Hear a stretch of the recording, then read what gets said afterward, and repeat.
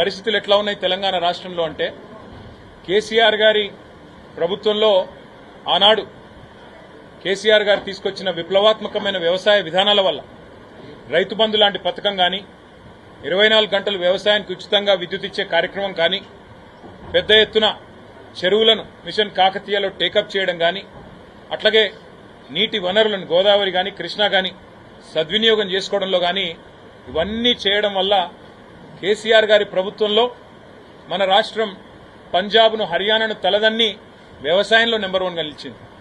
మరి వాళ్ళ రేవంత్ రెడ్డి గారి హయాంలో ఎట్లా ఉంది అంటే బీహార్ను ఉత్తరప్రదేశ్ను తలదన్ని నేరాలలో మన రాష్ట్రం నెంబర్ 1గా నిలిచే ఒక దౌర్భాగ్యపు పరిస్థితి దాపురించిందని చెప్పక తప్పడం లేదు.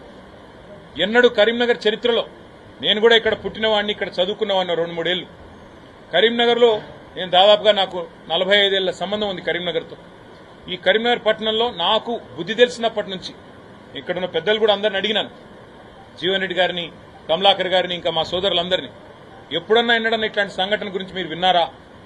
5 తుపాకులతో 5 ముష్కరులు వచ్చి ఒక వ్యాపార సముదాయంలో చొరబడి భయభ్రాంతులకు గురి చేసి దాదాపు 4-5 కోట్ల రూపాయల విలువైన సంపద దోచుకోవడమే కాకుండా 32 గంటలైనా పత్తాలేరు వాళ్ళని పట్టుకునే పరిస్థితి లేదంటే ఎంత దౌర్భాగ్యమైన పరిస్థితిలో రాష్ట్ర ప్రభుత్వం ఉన్నది, ఎంత హీనమైన పరిస్థితిలో ఈ నగరంలో పోలీసింగ్ వ్యవస్థ ఉన్నది దాన్ని బట్టి చెప్పవచ్చు. శాంతి భద్రతలను పర్యవేక్షించాల్సిన రాష్ట్ర హోంశాఖ గౌరవ ముఖ్యమంత్రి గారి చేతిలోనే ఉన్నది. మరి ముఖ్యమంత్రి గారు ఏం చేస్తున్నట్టు, ఆయన కింద పనిచేస్తున్న పోలీసులు ఏం చేస్తున్నట్టు దీన్ని బట్టి అర్థం చేసుకోవచ్చు.